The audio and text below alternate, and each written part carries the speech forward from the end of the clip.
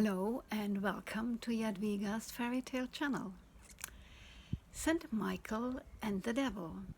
That's the story I will tell you today. Usually, when we meet the devil, we are not happy about that. And most of the time, once we recognize whom we have met, oh, it's too late. The disaster is already perfect. But not in this story. Here we get to know a completely different devil. So that's his other side. One day there lived a king and a queen who had a single son whom they loved very much. And when the young boy became 18 years old, his mother asked the wise people of the country to read his future. But they said that the young man would end up at the gallows. And now his mother was crying. She was so sad, but would not tell her son why she was so sad, until he eventually insisted so deeply that she said, "Oh, my son, you have to die on the gallows." "Oh, mother," said the prince, "don't worry.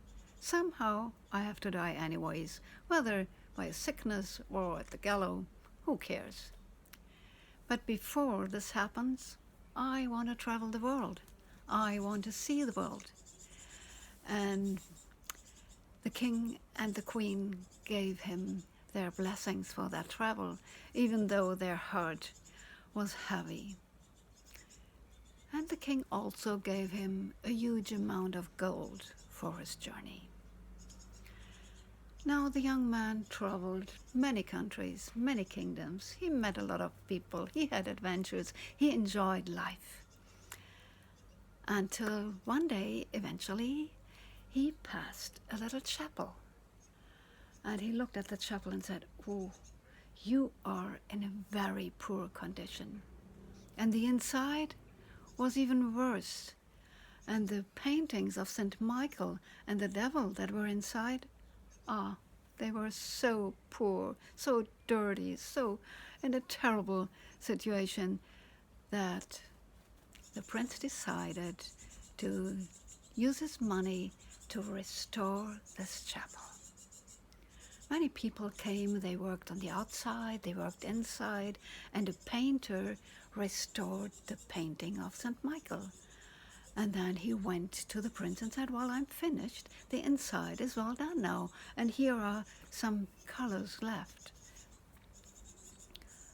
But when the prince stepped inside, he said, "Well, you haven't done anything on the painting of the demon."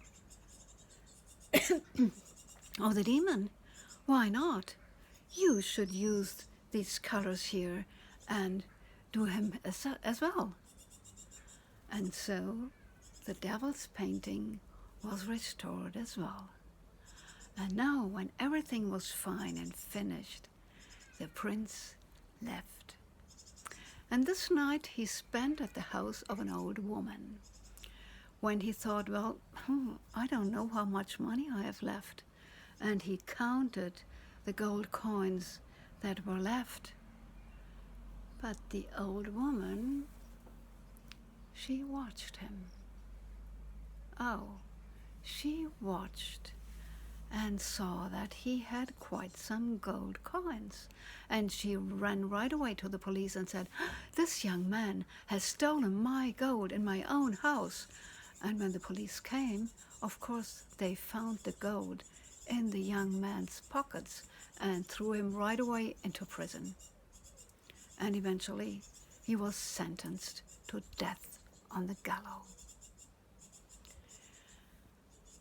The day came, and the prince was led to the place with the gallows. When St. Michael in the church, in the chapel, said to the demon, "Hey, you look quite nice now, don't you?" "Yes," said the devil, "I do." "And do you know who did that?" "Sure, this young prince who came along and restored the chapel." "Right," said St. Michael. And do you know that this young man is just on his way to the gallows because he is accused of a crime he hasn't done? What? What? Said Devil. No. And he swung himself upon his fire horse and rode right away to the old woman, caught her and brought her to the police, where she admitted that this all was a lie. And so she was put into prison, and the king, hearing that, sent the devil to the gallows and said, "Stop, stop it, stop it."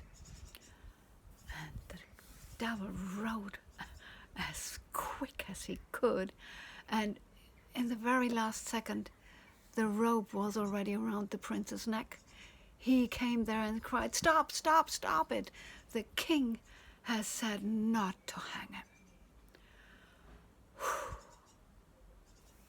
And now he was brought to the king, and he was so sorry for this false judgment and gave him an amount of money too before he would go back to his parents.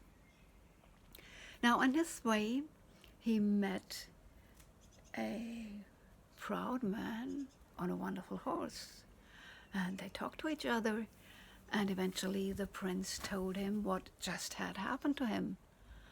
"Oh," said this man, "you're lucky, but do you know who rescued you?"